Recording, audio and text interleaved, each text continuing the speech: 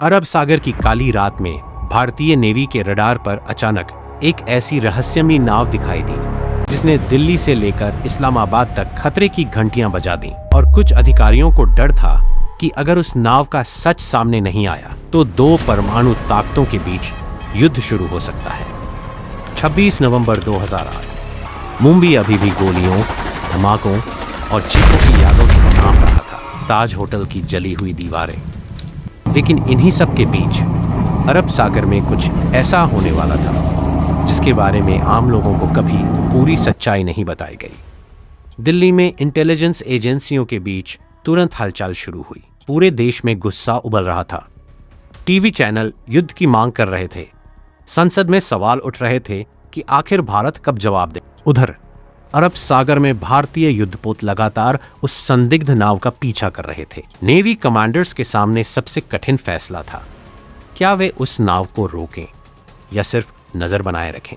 और शायद अरब सागर की उस रहस्यमयी नाव का सच आज भी कुछ बंद फाइलों और खामोश कमरों में दफन है। कुछ घंटों बाद भारतीय एजेंसियों को एक और चौंकाने वाली जानकारी मिली। रिपोर्ट्स के अनुसार उस नाव का संपर्क एक ऐसे नेटवर्क से जुड़ रहा था जिसका नाम पहले भी कई आतंकी जांचों में सामने आ चुका था। भारत की पश्चिमी सीमा पर एयरफोर्स बेस हाई अलर्ट पर चले गए और पहली बार कुछ अधिकारियों ने निजी बातचीत में यह डर जताया कि अगर स्थिति नियंत्रण से बाहर हुई तो दोनों देशों के बीच सीमित युद्ध भी शुरू हो सकता है। जब भारतीय नेवी ने आखिरकार उस नाव के बेहद करीब पहुंचकर उसे रोकने की तैयारी की, तभी अचानक उसके सिग्नल पूरी तरह गायब हो गए। ऐसा लग रहा था जैसे वह नाव अरब सागर के अंधेरे में हमेशा के लिए खो गई हो।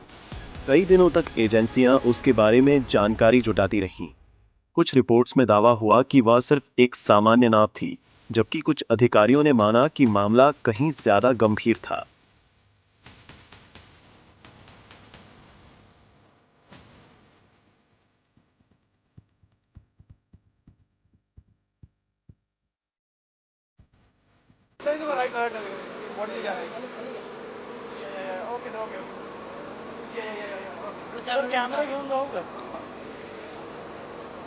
वह नाव सिर्फ एक मछली पकड़ने वाली नाव नहीं थी, बल्कि उसमें छिपे हुए हथियारबंद आतंकवादी भारत के तटीय शहरों तक पहुंचने की कोशिश कर रहे थे। लेकिन सबसे खौफनाक सच यह था कि 26/11 के आतंकवादी समुद्र के रास्ते बिल्कुल आम मछुआरों की तरह भारत में दाखिल हुए थे।